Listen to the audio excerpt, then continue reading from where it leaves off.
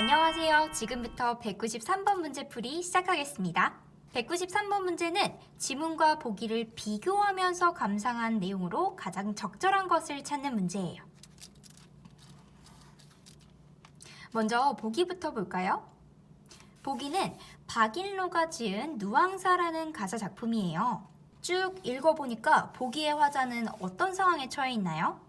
네, 누앙의 깊은 곳에 있는 초막에서 배고프고 가난한 삶을 살아가고 있어요.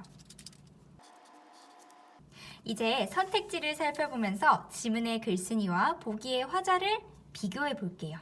선택지 1번에서는 윗글의 글쓴이와 달리 보기의 화자는 농사와 살림에 직접 참여하지는 않는다고 이야기하고 있어요. 보기에 서호밥, 다톱죽, 거기에 연기도 자욱하다라는 구절을 보면 글쓴이가 밥을 짓느라 연기가 피어오르고 있다는 것을 확인할 수 있어요. 손수 농사짓기가 내 분인 줄 알리로다 라는 구절에서는 농사를 지으며 살아가는 삶이 자신의 분수인 것 같다는 화자의 태도가 드러나고 있죠. 이 부분을 보면 보기의 화자 역시 농사와 살림에 직접 참여하고 있다는 것을 확인할 수 있어요. 그러므로 1번은 적절하지 않은 선택지입니다. 선택지 2번을 볼까요? 선택지 2번에서는 윗글의 글쓴이와 달리 보기의 화자는 자연을 생산의 공간으로 바라보고 있다고 해요. 그럴까요? 지문 나에서 글쓴이는 나무 껍질, 꽃, 씨앗 등등이 천연물감의 재료가 된다고 했어요. 또 보기의 화자는 손수 농사를 지어서 자신이 먹을 밥, 식량을 얻으려고 하고 있죠. 글쓴이와 보기의 화자 모두 자연에서 필요한 것을 얻어내려고 하고 있기 때문에 자연을 생산의 공간으로 바라보고 있다고 할 수 있어요. 따라서 선택지 2번은 적절하지 않은 감상입니다. 선택지 3번을 볼까요? 윗글의 글쓴이는 이웃에게, 보기의 화자는 노비에게 농사일에 대한 지식을 얻고 있다고 했어요. 지문 나에서는 마을 어른이나 아니면 이웃들이 천연 물감을 만드는 법을 알려주었다고 했어요. 보기에는 경당문노라는 말이 나오는데요. 밭 갈기는 마땅히 노비에게 물어야 한다는 뜻이에요. 그런데 화자는 경당문노인들 누구에게 물을 넌고? 라고 이야기하면서 주변에 농사일에 대해 물어볼 노비가 없음을 이야기하고 있어요.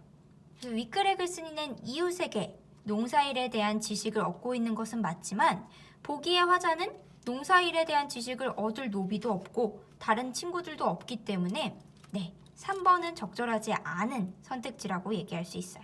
선택지 4번을 볼게요. 윗글의 글쓴이는 보기의 화자와 달리 농사를 살아남기 위한 생존의 문제로 인식하고 있다고 했어요. 지문 가의 마지막 부분을 볼까요? 지문 가의 마지막 부분을 보면 농촌 문화의 유산을 이어받는 일은 나에게 신미한을 높이고 삶의 질을 추구하는 일이 아니라 살아남을 길을 찾는 절박한 생존의 문제다. 이렇게 이야기하고 있네요.